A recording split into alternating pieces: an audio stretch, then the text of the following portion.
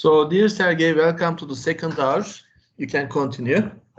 Thank you, and welcome to the second part of my seminar, let's say so. Okay, at the end of the previous section, we started discussing the benefits and how the company, how the talents can benefit from that. Let me ask you a question, putting some more interaction in our work. Do you have an idea at what percentage or what proportion of talents and coming with the contribution, and how big is the contribution? It changes according to department, Sure, of course. according to the position. So if you just narrow the example, I can give some percentage. All right, it doesn't really matter. I mean, what's the idea? Does it have to be like, let's say that the minority will produce the majority of contribution? Per person, you mean? Per talent, you mean? Or exactly, like how many talents, or what's the proportion of talents that produce the biggest contribution? Minority. The minority. All right. And you are right, of course, the minority, the far minority. Now, one of the like XYZ analysis indicates that from 60 to 70% of the contributions come from 5 to 10% of the employees or the talents. So you see, let's say that if we take this core group of talents, they will produce the majority of the contribution for the company. But here we have to look XYZ analysis in which sector. Exactly. But yes, I don't think that I will have the time at this kind of analysis. But of course, you're right. We need to have a look. And I do agree with you that it depends on the company. Of course, it depends on the company context, because sometimes, especially in a high-tech company with, you know, some, let's say, lower positions, it wouldn't be like this, because, you know, the content, let's say that the contribution will be of another type. But still, anyway, the primary idea, the core idea is here that the minority of talents produce the majority of contribution. Yes, you're right. And in fact, that is why.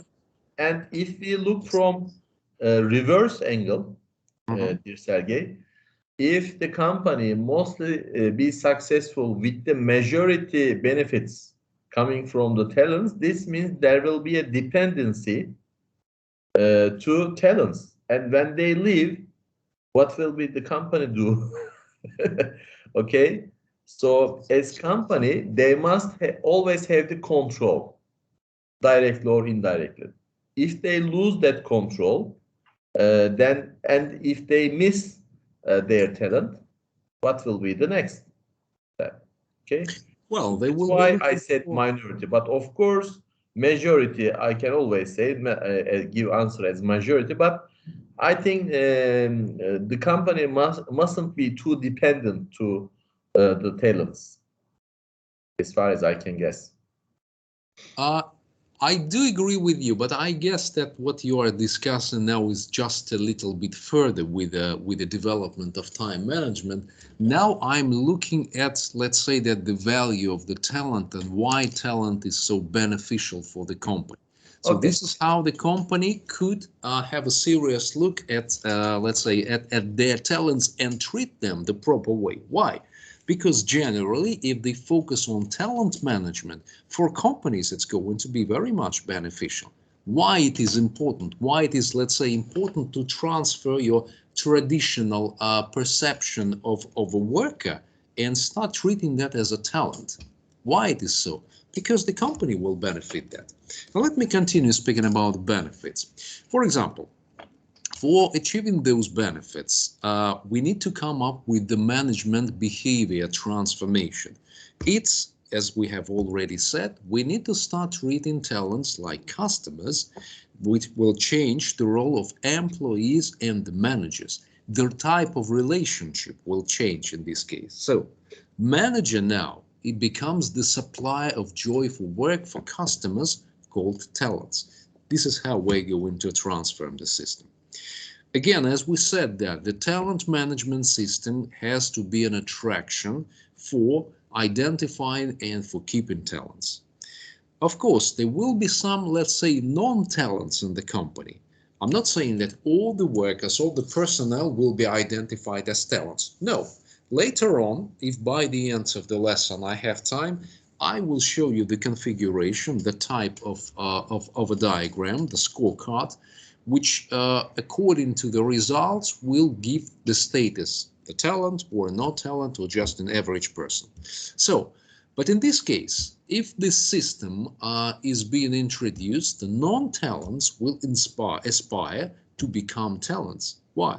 They will seek guidance, how they can improve themselves, how they can move to the talent track, how they can become high pose, and how they can use this dual ladder type of promotion and development. And one of the things also that is important here is that the system will help to identify hidden talents and make them visible.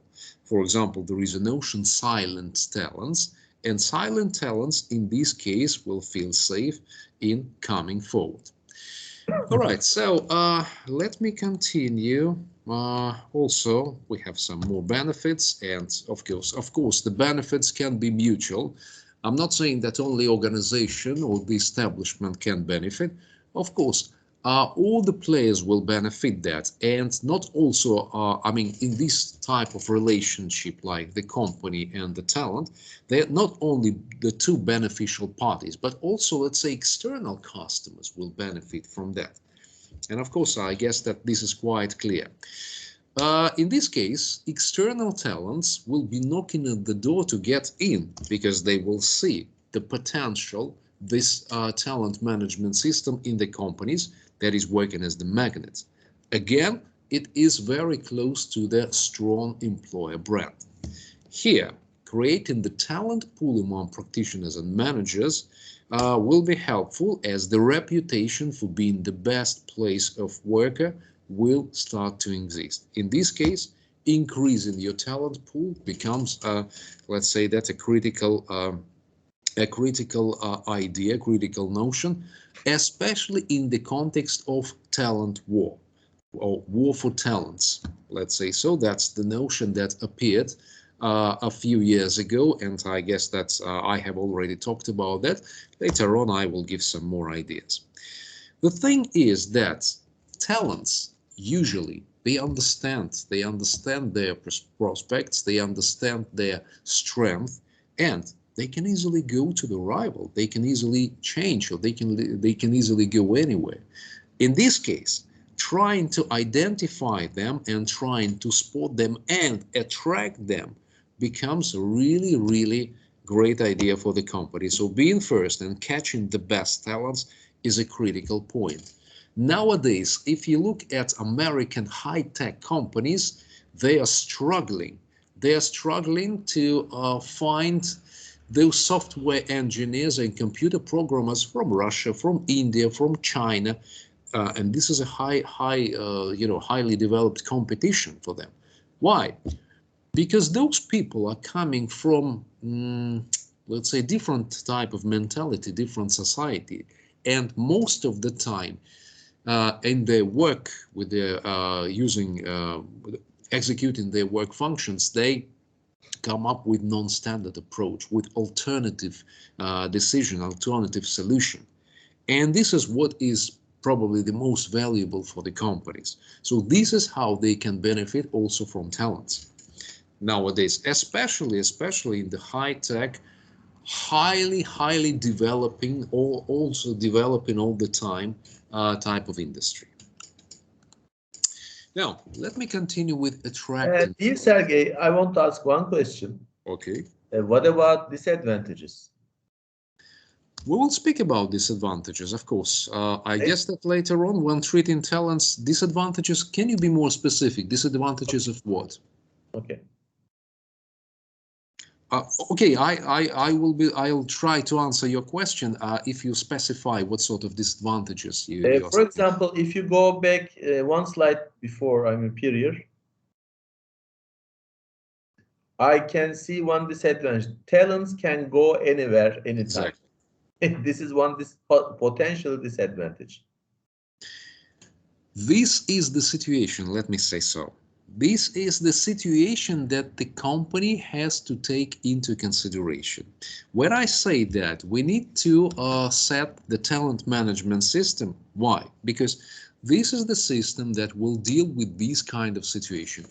This is not a disadvantage of the system itself, of the talent management. No, this is the situation. Okay, these are the talented people, and they understand that they're talented, they're highly qualified, and they can easily find their job because companies are struggling for them. So that's the situation that we need to deal with. So if we make up a strong brand, if we are attractive for companies, if we provide, let's say, if we supply the decent working conditions, working environment for the talent, talent will not want to go anywhere. But potentially, there is a risk. If our system isn't satisfactory for them, then the talents can go. Again, I know some persons, they want to try new experiences. And when they think that, okay, my mission is finished here, they can easily separate. What do you think? they can do that. Well, exactly, they can do. And later on, I will speak about, a few slides later, I will speak about what can be, let's say, the biggest reason for people to come to the company and to leave the company. Because leaving the company and having some reasons for those, yeah, sure, of course. I also know personally the gentleman that when I was, contacting one of the engineering and constructing companies here, I also knew the gentleman who, he was a brilliant worker, but he always complained that his working conditions were out of his expectations, and he said that I'm done with the company and I need to go. Nowadays, he's working at the same company for, let's say, 8 years. He continues that, but not in Antalya, in the other division, other cities, but still working in this company. He's a Maybe talented he guy. couldn't find alternatives. Um, I don't know. I don't know his situation very well. I knew him personally. He's absolutely a talent. He's a brilliant worker, and he's one of the most, hardworking and productive person I've ever known here in Turkey. But still, I guess that he didn't. Maybe he changed his decision because the company started to introduce this talent management system, and the company realized that if they don't do any kind of proactive activities toward him, attracting him, retaining him in the company, they will lose that. And as far as I noticed, he was one of the core elements in Antalya branch, Antalya office. So most probably, because I know the owner of the company, he's a very smart guy, very intelligent and good guy, actually a friend of mine. So I guess that he did something, some kind of incentives for that person to satisfy him so that he retained him as a talent and the core player in the system of his company. So that's, I guess, what was done from both sides. And finally, that talent decided to stay in the company. Okay. I don't know, I have to talk to them in more details. And I will say that it's necessary for my research. All right. Okay. Thank you very much. Any more questions about? No, thank you. Negative kind of things. All right. All right.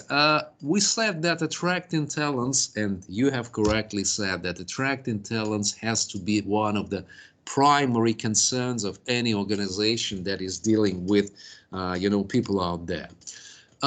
Let me very quickly refer back to the previous week when we discussed this employer branding.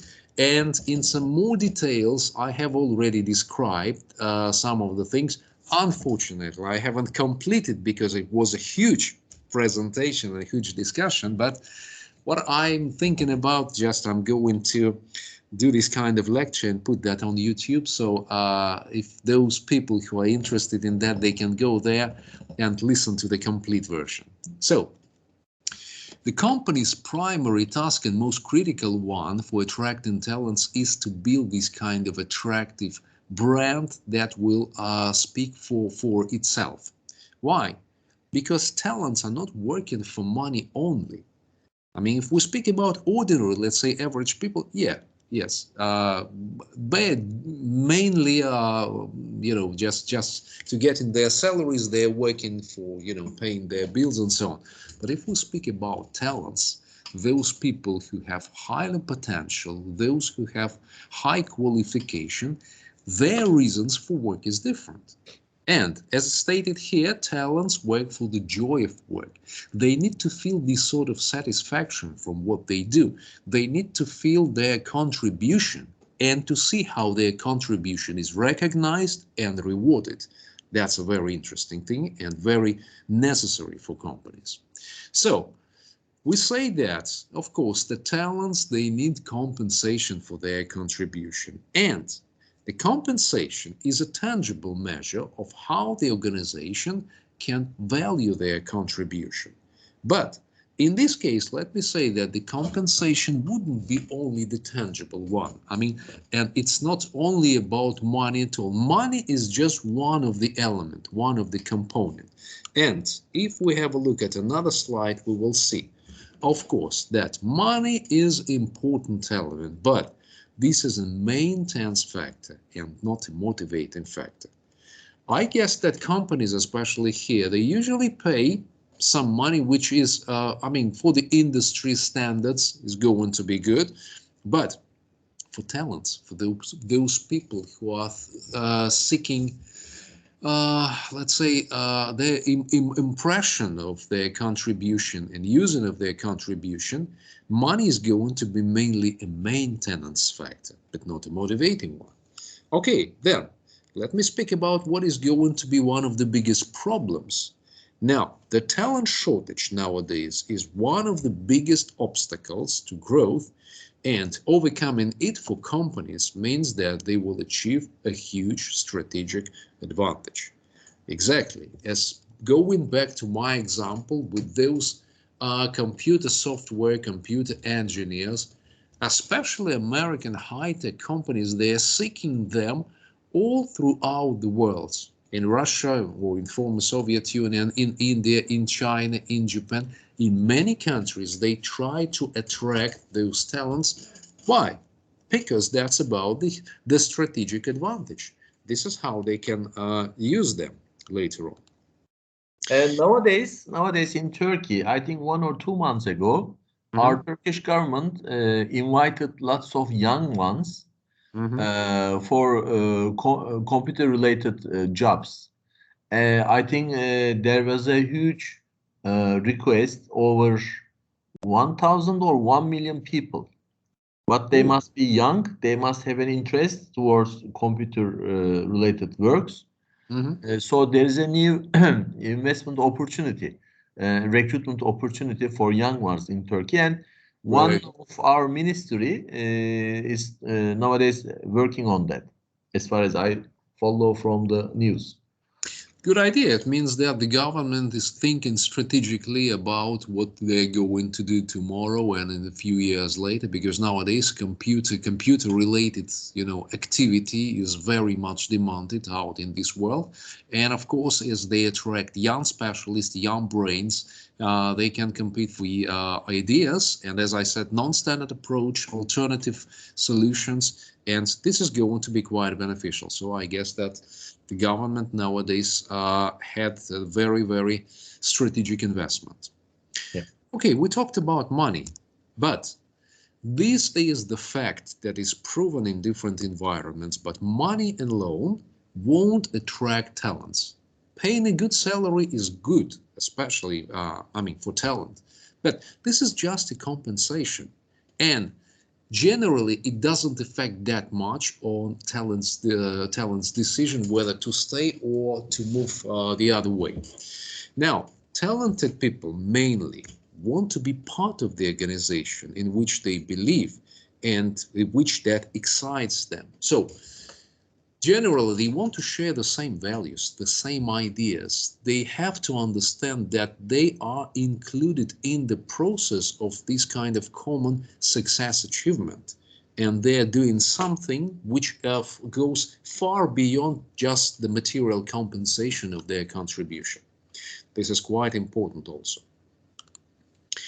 So, what are the ways to attract talents? I mean, of course, each company can employ different ones, and it depends on many factors. It depends on the budget, company's vision, ideas, the structure. I mean, it can depend on a variety of factors. But generally, there are a few recommendations that actually are quite universal, and the companies can easily employ them. As we have already mentioned, treating talents as customers is one of the ways that is going to be beneficial for attracting talents, external talents. Having a talent management system, again, when the talent goes in the company, they have to understand that the system will give them those opportunities which are being promoted and how they attracted the talent. Then, of course, we need to promise future rewards and recognition with the options. Sometimes other ownership options, ownership or maybe promotion options also, and performance-based pay packages. Talents have to understand that their performance will affect their status in the company. The better they work, the more chances for being promoted, for higher salaries, for higher social pact they will have. This is absolutely natural. I mean, we don't have to speak about that separately, but it means that not many companies, or just some companies, do that or pay attention to that. It has to be put into the systematic framework. This is how it is going to work. Also, for talents, this is important to have a flexible work environment and positive culture. So the talents have to understand that, I mean, it can be paradox, but still, talents have to understand, have to feel that they are not managed, but they are nurtured, and they are supplied with a decent circumstances, decent environment to work, and that the company provides a certain positive atmosphere, let's say culture, within which they can feel themselves as part of the culture, part of that organization. Of course, the businesses have to provide proper training and research facilities.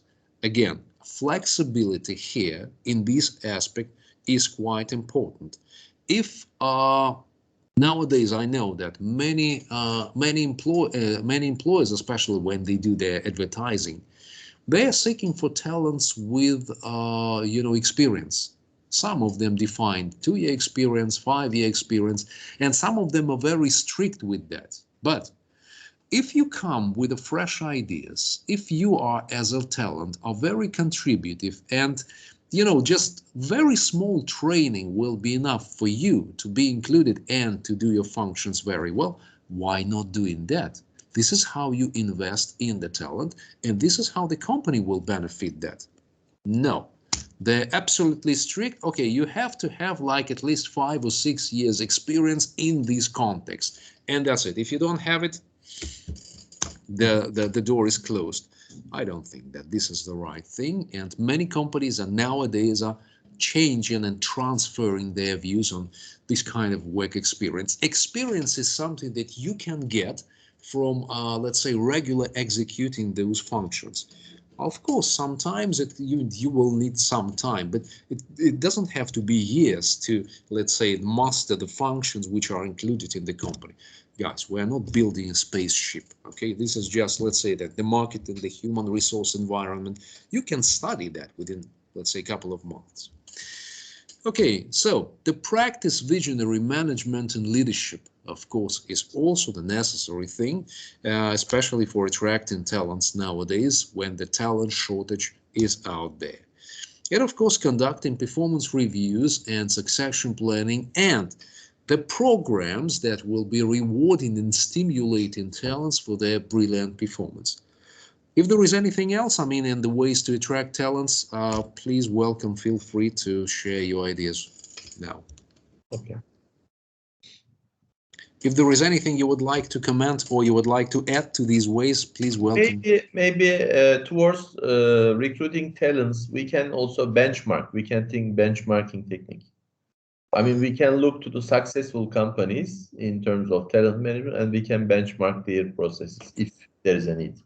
Exactly. I mean, all the time you have to do your homework and you have to go, you have to look out there. Again, as I said in my previous seminar, that nowadays the company cannot exist in isolation. There are plenty of rivals and competitors out there, and you have to have a look at what they do. And, you know, to learn the best practices which are being done out there, I think is a proper way to do. Yes, I agree with you. So thank you for your comments. Now, let me speak about the important factors. The important factor, it's one of the most important factor that the organization can do to be more attractive for talent. And this is not money. So if you look at the slide, you will see that the flexible work environment is being defined as one of the most, or let's say single most important factor that the organization can create for attracting talents. What else? Let me speak about that in more detail. So, working environment means that you have to feel the positive atmosphere, and if you come up with ideas, with initiatives, you have to understand, talents have to understand that those ideas and those initiatives are supported by the management, or at least they will be treated carefully, examined carefully, and then if they're good enough, they will be executed. If they are not so good, so they will most probably postpone that. But anyway, all of them have to be examined properly. Let me ask you a question. What do you think about this practice of supporting ideas and initiatives within the companies? Does it have to be a regular practice? Does the company have to stimulate their talents to produce ideas and initiatives? There must be regular practice, but with an increasing incentives.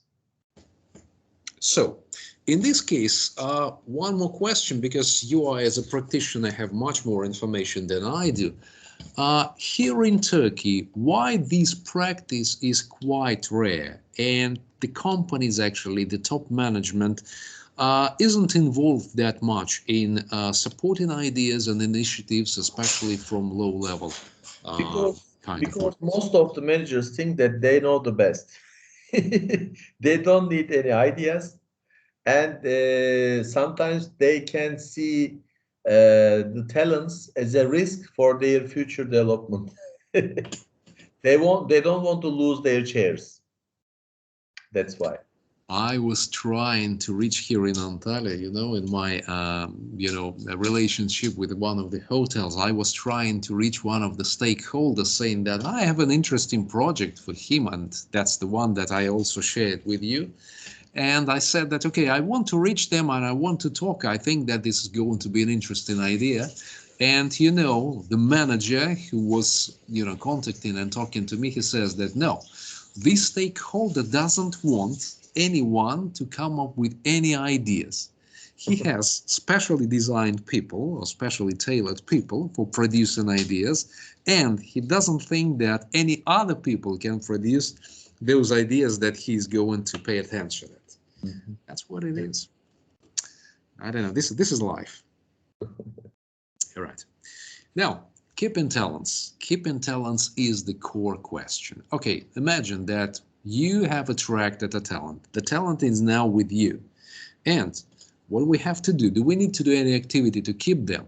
Right. Why? Because talents are restless and mobile. They can easily change.